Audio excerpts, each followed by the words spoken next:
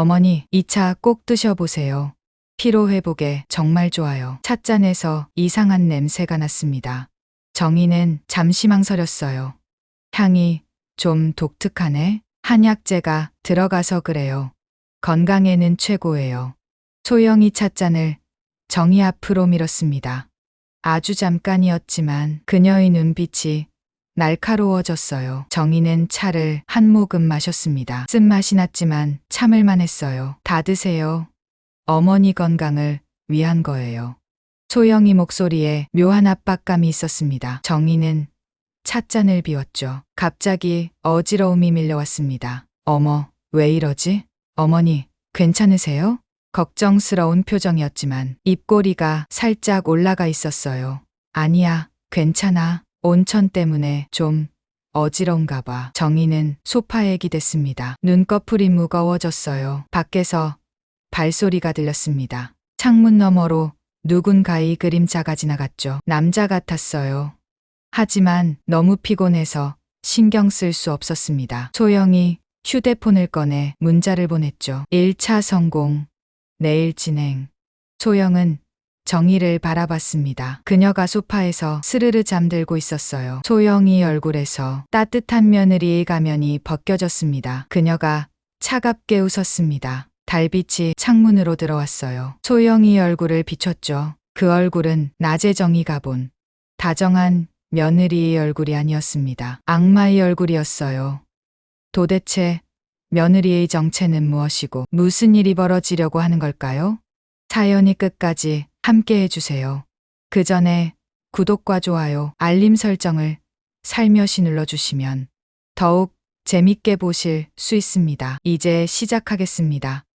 정희는 거실 소파에 앉아 텔레비전을 보고 있었습니다. 화면 속 드라마가 흘러갔지만 그녀의 시선은 텅 빈 공간을 떠돌고 있었죠. 며느리 소영이 시집 온 지 벌써 3년이 되었습니다. 하지만 여전히 그들 사이엔 보이지 않는 벽이 있었어요. 순간 현관문이 열리는 소리가 들렸습니다. 어머니, 계세요? 소영의 목소리였습니다. 평소보다 한 톤 높고 밝은 목소리였죠. 정희는 급히 리모컨을 내려놓고 일어섰습니다. 소영아, 왔니?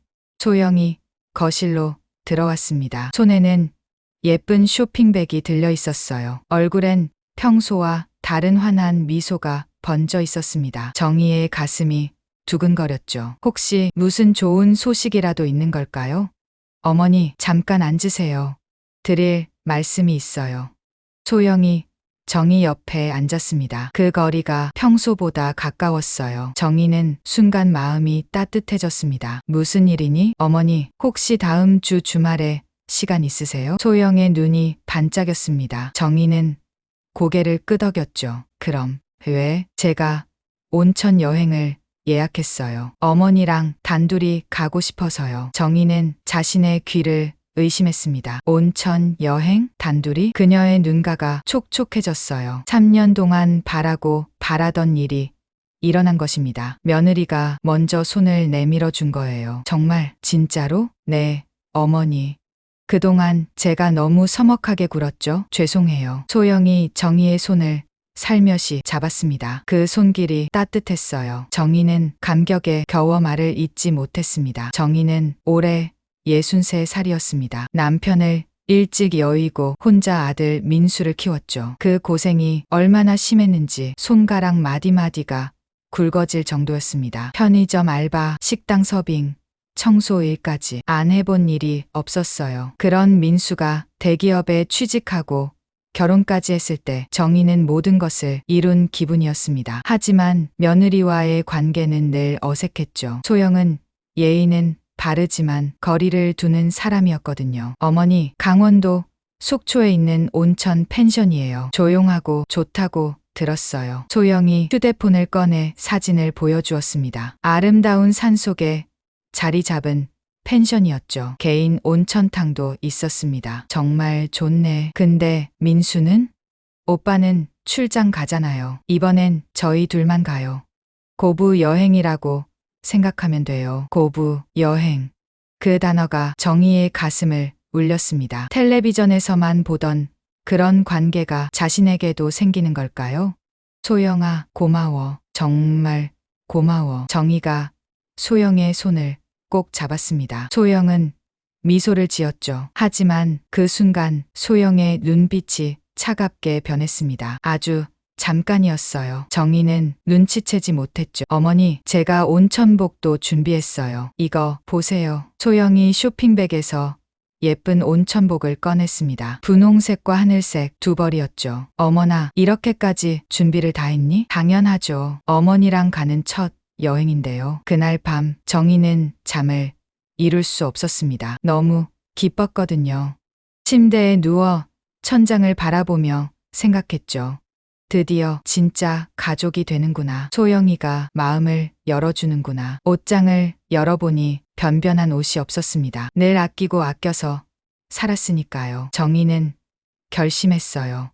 내일 새 옷을 사러 가야겠다고. 한편 소영은 자신의 방에서 휴대폰을 들고 있었습니다. 메시지를 보내고 있었죠. 계획대로 진행 중.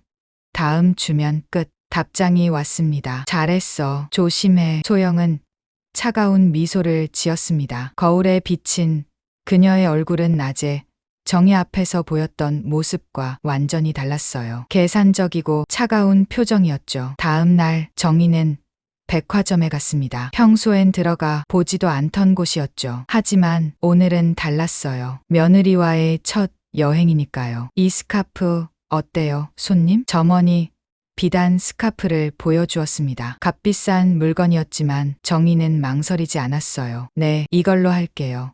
집으로 돌아온 정희는 거울 앞에 섰습니다. 새 옷을 입고 스카프를 두른 모습이 낯설었어요. 하지만 기분은 좋았죠. 마치 소녀로 돌아간 것 같았습니다. 휴대폰이 울렸습니다. 민수였어요. 엄마, 소영이한테 들었어요. 온천 여행 간다고. 응, 그래. 내 아내가 먼저 제안했어. 잘 됐네요. 엄마도 좀 쉬셔야죠. 그동안 고생 많으셨잖아요. 민수의 목소리가 따뜻했습니다. 정희는 눈물이 날 것 같았어요. 민수야, 엄마는 이미 충분히 행복해. 더 행복해지셔도 돼요. 소영이랑 재밌게 다녀오세요. 전화를 끊고 정희는 달력을 봤습니다. 출발까지 이틀 남았어요. 가슴이 설렜죠. 마치 첫 소풍을 앞둔 아이 같았습니다. 그날 저녁 소영이 또 집에 왔습니다. 손에는 큰 가방이 들려 있었어요. 어머니, 이것도 필요할 것 같아서 샀어요. 마사지 오일이랑 건강차예요. 아이고, 이렇게 많이 사왔니? 온천하고 나서 마사지에 드릴게요. 그리고 이 차는 정말 좋아요. 피로 회복에 최고래요. 소영이 차 상자를 열어 보였습니다. 고급스러운 포장이었죠. 정희는 감동했어요. 이렇게 세심하게 챙겨주다니. 소영아, 나한테 왜 이렇게 잘해주니? 어머니는 저희 엄마잖아요. 당연한 거예요. 그 말에 정희의 가슴이 뜨거워졌습니다. 엄마. 소영이가 처음으로 엄마라고 불러준 것 같았어요. 출발 전날 밤 정희는 가방을 쌌습니다. 새 옷, 온천복, 세면도구 하나하나 넣으며 행복해했죠. 창밖엔 별이 반짝였습니다. 내일이면 소영과 함께 떠난다는 생각에 가슴이 두근거렸어요. 하지만 정희는 몰랐습니다. 이 여행이 자신의 인생에서 가장 위험한 여행이 될 거라는 것을. 믿고 사랑했던 며느리가 가면을 쓰고 있다는 것을. 그리고 그 가면 뒤에 숨겨진 진실이 얼마나 잔인한지를 말이죠. 차는 구불구불한 산길을 달렸습니다. 창밖으로 울창한 나무들이 스쳐 지나갔죠. 정희는 오랜만에 느끼는 자유로움에 가슴이 벅차올랐습니다. 어머니, 거의 다 왔어요. 소영이 핸들을 돌리며 말했습니다. 그녀의 목소리는 여전히 다정했어요.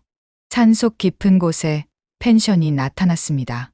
솔빛 온천 펜션이라는 간판이 보였죠. 주변엔 아무것도 없었습니다. 가장 가까운 마을도 차로 20분은 가야 했어요. 와, 정말 조용하네. 정희가 감탄했습니다. 도시의 소음에서 벗어난 고요함이 좋았어요. 제가 일부러 한적한 곳으로 골랐어요.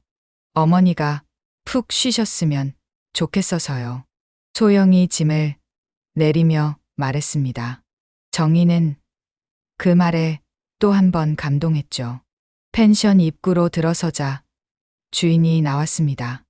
50대 중반의 남자였어요. 어서 오세요. 예약하신 한소영 씨죠? 네, 맞아요. 다른 손님은 없으니까 편하게 쉬다 가세요. 정희는 순간 마음이 움츠러들었습니다. 다른 손님이 없다니. 하지만 곧 생각을 바꿨어요. 조용해서 더 좋을 거라고. 객실은 생각보다 넓었습니다. 거실과 침실, 그리고 개인 온천탕까지. 정희는 놀란 눈으로 둘러봤죠. 소영아, 이런 좋은 곳을 어떻게 알았니? 인터넷으로 열심히 찾았어요. 어머니를 위해서라면 뭐든 할 수 있죠. 소영이 웃으며 가방을 풀었습니다. 정희는 창밖을 내다봤어요. 산들이 병풍처럼 둘러싸고 있었죠. 아름다웠지만 왠지 갇힌 느낌도 들었습니다. 어머니, 온천 먼저 하실래요? 그래, 그러자.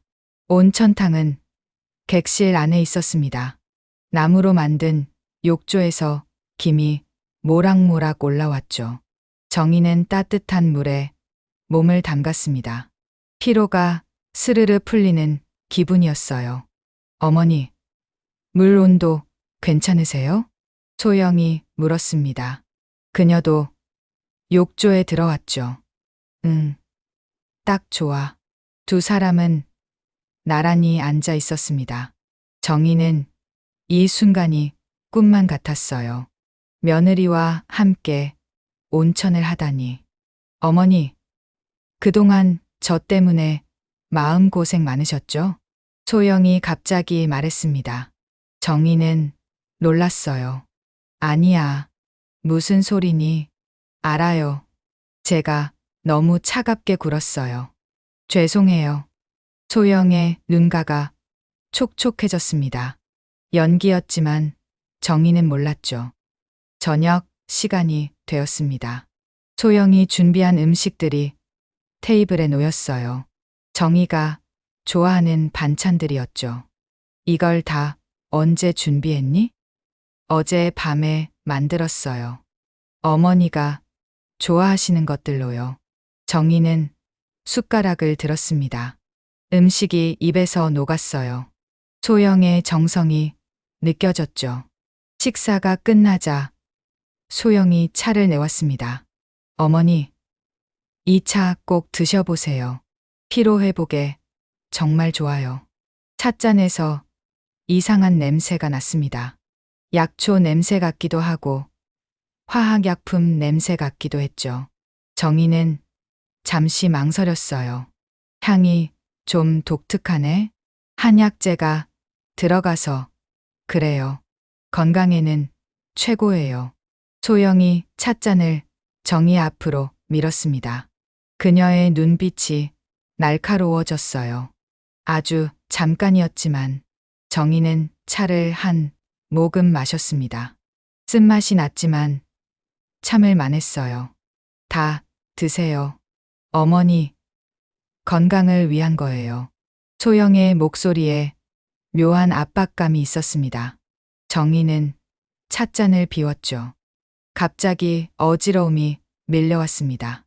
어머, 왜 이러지? 어머니, 괜찮으세요? 소영이 다가왔습니다. 걱정스러운 표정이었지만 입꼬리가 살짝 올라가 있었어요. 아니야, 괜찮아. 온천 때문에 좀 어지러운가 봐.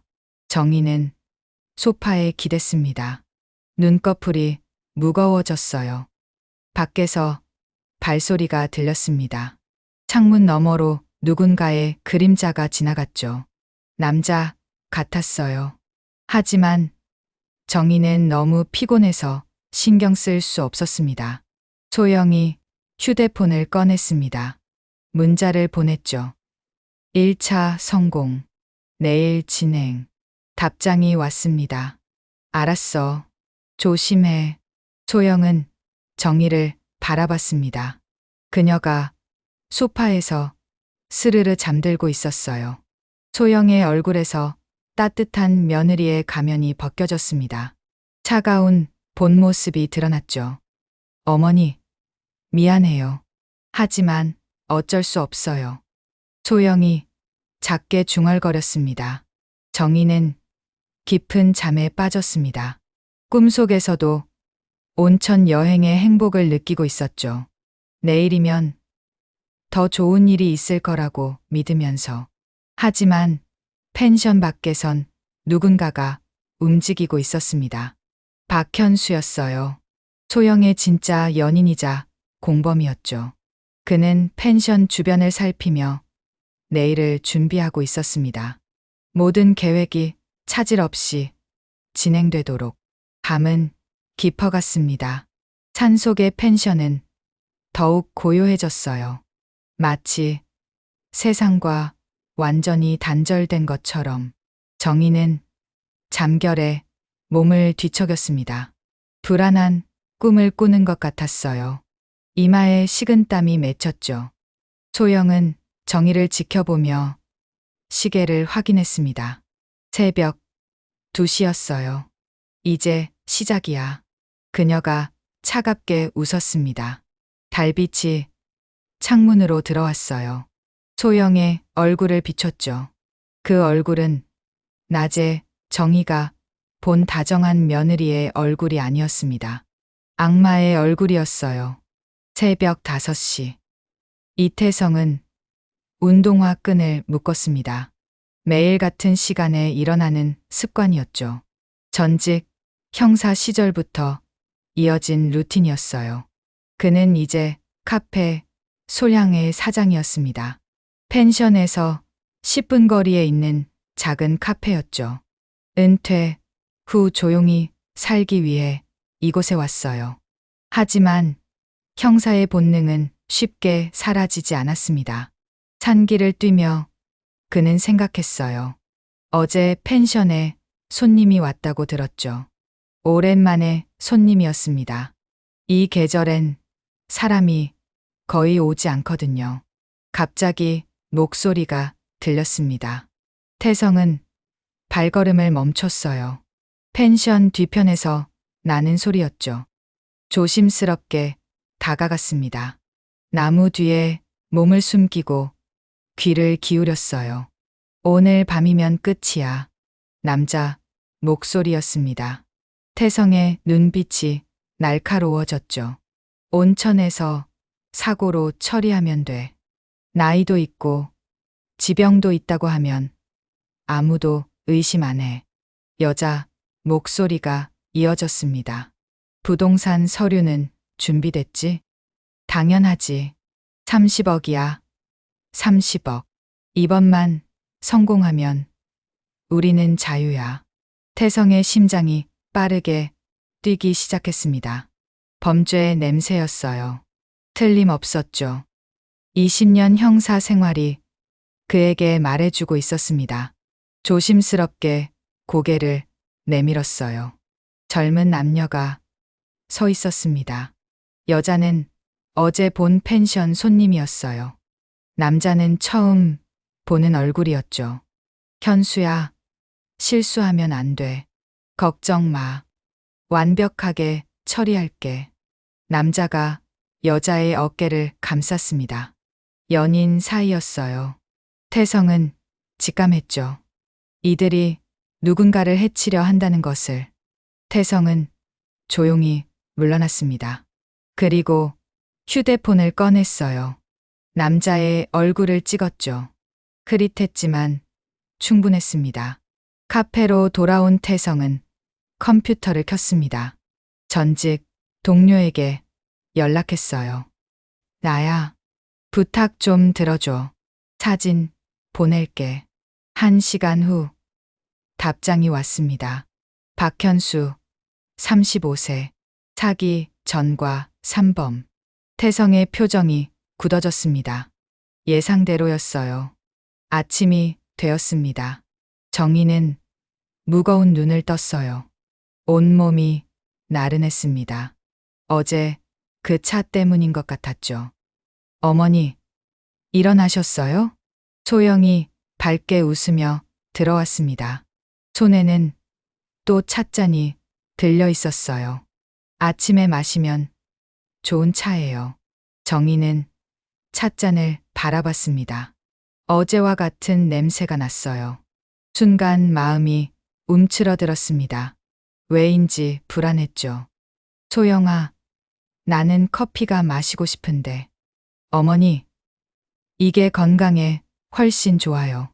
소영의 목소리가 조금 날카로워졌습니다. 눈빛도 변했어요. 정희는 본능적으로 느꼈죠. 뭔가 이상하다고. 미안한데 속이 좀 안 좋아서. 정희가 찻잔을 밀어냈습니다. 소영의 얼굴이 일그러졌어요. 어머니, 꼭 드셔야 해요. 왜 그렇게 강요하니? 정희의 목소리가 떨렸습니다. 소영은 잠시 멈췄어요. 그리고 다시 미소를 지었죠. 아니에요. 어머니가 싫으시면 안 드셔도 돼요. 하지만 그녀의 손은 떨리고 있었습니다. 초조함이 역력했어요. 그때였습니다. 똑똑똑.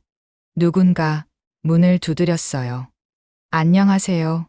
근처 카페 하는 이태성입니다. 인사드리러 왔어요. 소영의 얼굴이 하얗게 변했습니다. 예상치 못한 방문자였죠. 정희가 문을 열었어요. 50대 후반의 남자가 서 있었습니다. 온화한 미소를 짓고 있었지만 눈빛은 날카로웠어요. 아, 안녕하세요. 펜션에 손님이 오셨다고 해서 인사드리러 왔습니다.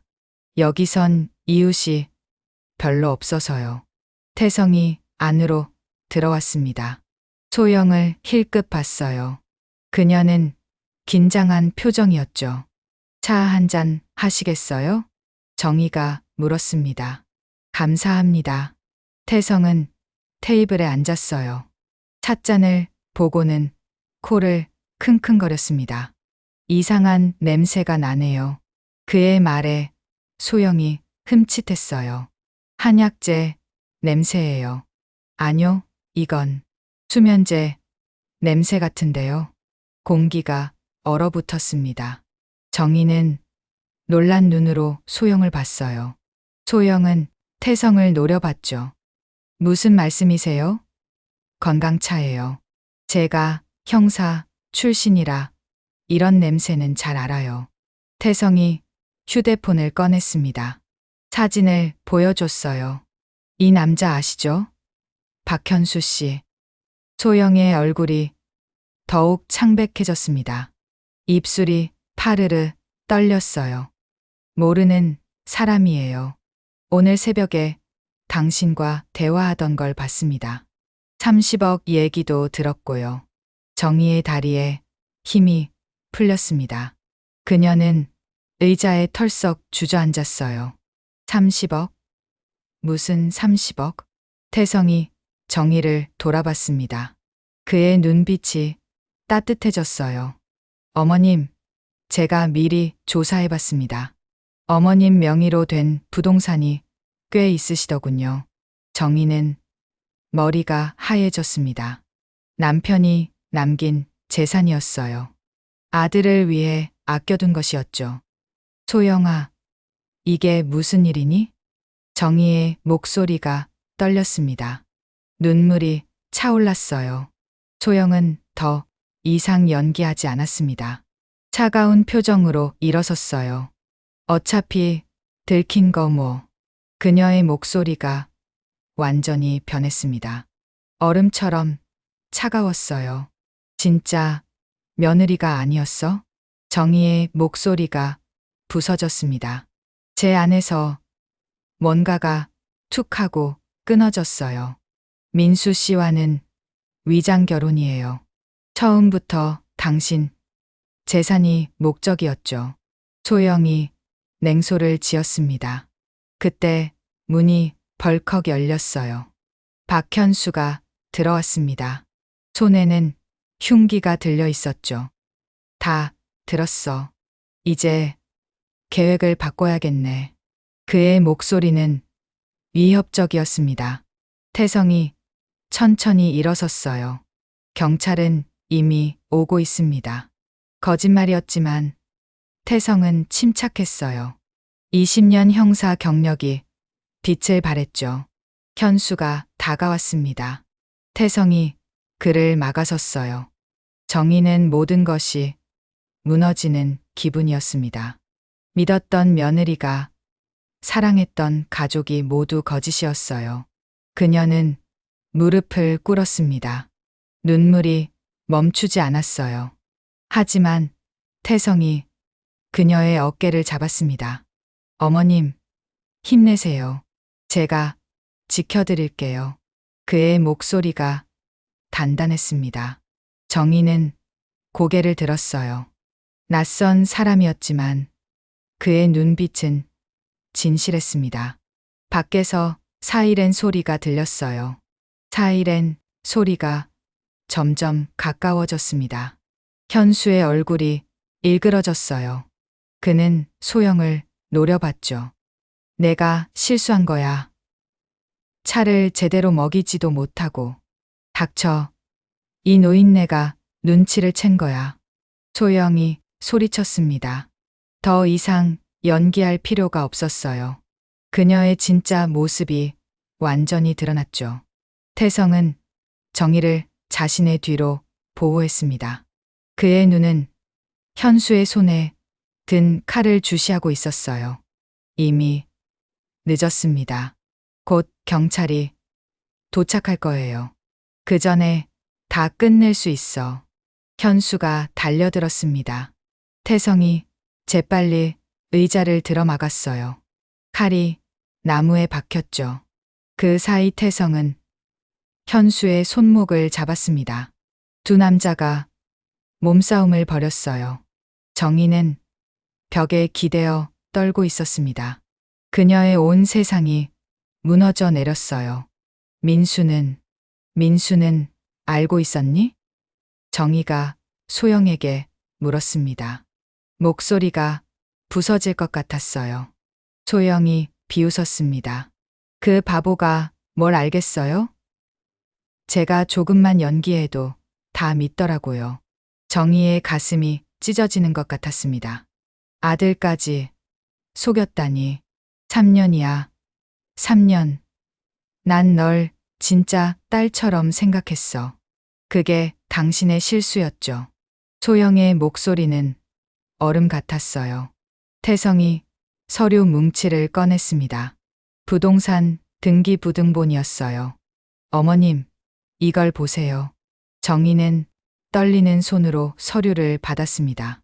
자신의 이름으로 된 재산들이었어요. 남편이 죽기 전에 남긴 것들이었죠. 32억. 이렇게 많았어? 정의도 정확한 금액은 몰랐습니다. 그저 아들을 위해 아껴둔 것뿐이었어요. 이들은 처음부터 이 돈을 노렸습니다. 어머님이 온천에서 사고로 죽으면 며느리인 한소영 씨가 상속받을 수 있죠. 태성의 설명에 정의는 온몸에 소름이 돋았어요.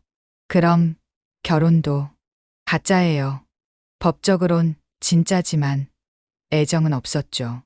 이 여자의 진짜 연인은 저 남자예요. 태성이 현수를 가리켰습니다. 현수는 여전히 칼을 휘두르려 했어요. 하지만 태성은 능숙하게 피했죠. 전직 형사의 실력이었습니다. 증거가 어디 있어? 우린 아무것도 안 했어. 소영이 소리쳤습니다. 하지만 그녀의 목소리는 떨렸어요. 태성이 휴대폰을 꺼냈습니다. 새벽에 당신들이 나눈 대화 다 녹음했습니다. 거짓말이었어요. 하지만 소영과 현수는 몰랐죠. 소영의 얼굴이 하얗게 질렸습니다. 아니야, 아니야. 그녀가 무너졌어요. 3년간의 연기가 끝난 것입니다. 정희는 눈물을 흘렸습니다. 배신감과 충격으로 온몸이 떨렸어요. 왜 이런 짓을 했어? 돈이면 충분한 이유 아닌가요? 소영이 차갑게 대답했습니다. 그때 태성이 또 다른 사실을 밝혔어요. 한소영 씨, 본명은 최유진이죠. 사기 전과가 2번 있더군요. 정희는 숨이 막혔습니다. 자신이 3년 동안 사랑한 며느리는 처음부터 존재하지 않았어요. 민수가 이걸 알면 정희는 아들을 생각하며 가슴을 쥐어짜았습니다. 밖에서 경찰차가 도착했어요. 문이 벌컥 열렸죠. 경찰입니다. 제복을 입은 경찰들이 들어왔습니다. 현수는 칼을 떨어뜨렸어요. 더 이상 저항할 수 없었죠. 체포합니다. 경찰이 현수와 소영에게 수갑을 채웠어요. 소영이 정의를 봤습니다. 그녀의 눈에 처음으로 감정이 보였어요. 후회였을까요? 아니면 실패에 대한 분노였을까요? 어머니, 나한테 그런 말 하지 마. 정희가 소리쳤습니다. 그녀의 목소리에는 깊은 상처가 묻어났어요. 경찰이 2 사람을 데리고 나갔습니다. 펜션은 다시 조용해졌어요. 정희는 그 자리에 주저앉았습니다. 모든 힘이 빠져나간 것 같았어요. 태성이 그녀 옆에 앉았습니다. 어머님, 많이 힘드시죠? 정희는 고개를 끄덕였어요. 말을 할 수가 없었습니다. 저도 비슷한 일을 겪었어요. 태성이 조용히 말했습니다. 형사 시절에 제 파트너가 배신했거든요. 10년을 함께 일한 친구였는데 범죄자들과 손을 잡았더라고요. 정희가 태성을 봤어요. 그의 눈에도 오래된 상처가 있었죠. 어떻게 극복하셨어요? 시간이 약이더라고요. 그리고 새로운 사람들을 만났죠. 진짜 좋은 사람들을요. 태성의 목소리는 따뜻했습니다. 정희의 휴대폰이 울렸어요. 민수였습니다. 엄마, 방금 경찰한테 연락받았어. 괜찮아? 아들의 목소리에 정희는 또 눈물이 났어요. 민수야, 지금 바로 갈게. 엄마, 정말 미안해. 내가 멍청했어. 내가 다 잘못했어. 민수의 목소리도 울먹였습니다. 전화를 끊고 정희는 깊은 한숨을 쉬었어요. 아들이 올 거예요. 다행이네요. 좋은 아들을 두셨어요. 태성이 미소 지었습니다. 정희는 창밖을 봤어요. 아침 해가 떠오르고 있었죠. 어둡고 긴 밤이 끝났습니다. 하지만 상처는 깊었어요. 배신의 아픔은 쉽게 사라지지 않을 것 같았죠. 그래도 정희는 살아 있었습니다. 그것만으로도 감사했어요. 태성이 일어났습니다. 제 카페에서 따뜻한 차 한잔 하시겠어요? 진짜 차요. 그의 농담에 정희는 처음으로 작게 웃었어요. 네, 그러죠. 2 사람은 펜션을 나왔습니다. 아침 공기가 차가웠지만 상쾌했어요. 새로운 하루가 시작되고 있었습니다. 정희는 아직 아팠지만 걸을 수 있었어요. 한 걸음씩 천천히. 그것으로 충분했습니다. 석 달이 지났습니다. 정희는 태성의 카페 소량에 앉아 있었어요. 창밖으로 가을 단풍이 보였죠. 어머니, 오늘도 오셨네요. 태성이 따뜻한 커피를 내려놓았습니다. 정희는 미소 지었어요. 재판이 끝났습니다. 소영과 현수는 각각 15년형을 받았죠. 위장 결혼, 사기, 살인미수, 죄목이 많았어요. 민수는 매일 어머니를 찾아왔습니다. 엄마, 미안해. 정말 미안해. 그는 눈물을 흘렸어요. 정희는 아들을 안아주었죠. 괜찮아. 너도 속은 거잖아. 모자는 서로를 위로했습니다. 상처는 깊었지만 함께라서 견딜 수 있었어요. 정희는 달라졌습니다. 더 강해졌어요. 사람을 쉽게 믿지 않게 되었지만 완전히 다치지도 않았죠. 태성은 좋은 친구가 되었어요. 생명의 은인이자 이제는 든든한 이웃이었죠. 어머니, 내일 등산 가실래요? 좋아요. 정희는 창밖을 봤습니다. 햇살이 따뜻했어요. 악몽 같던 온천 여행은 끝났습니다. 하지만 정희는 살아 있었어요. 그리고 그것만으로도 충분했습니다.